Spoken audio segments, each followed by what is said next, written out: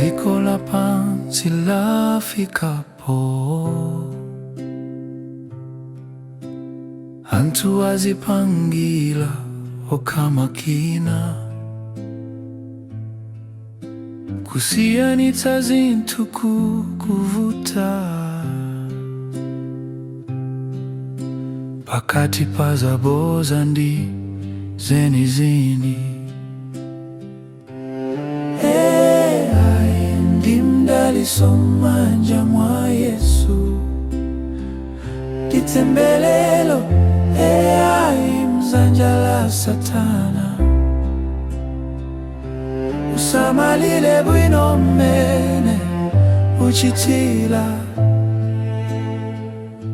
usamale naye uyu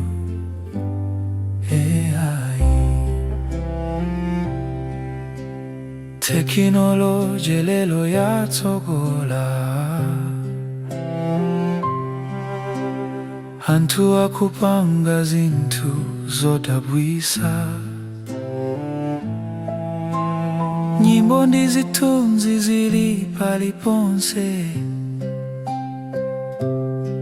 akanema oyipalinso paliponse. Ndimdalisomanja mwa Yesu, ditembelelo mzanja la Satana, usamalile bwino amene uchitira, usamale naye uyu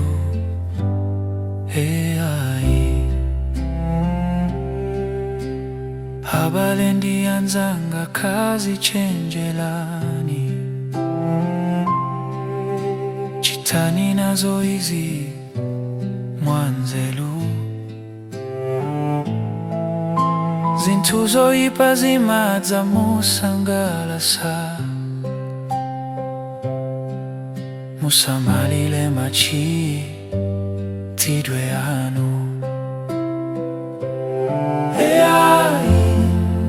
Ndimdalisomanja mwa Yesu, ditembelelo mzanja la Satana,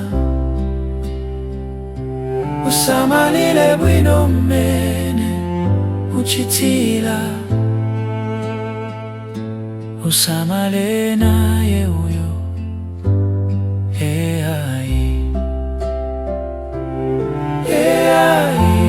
ndimdalisomanja mwa Yesu, ditembelelo mzanja la Satana, usamalile bwino amene uchitira,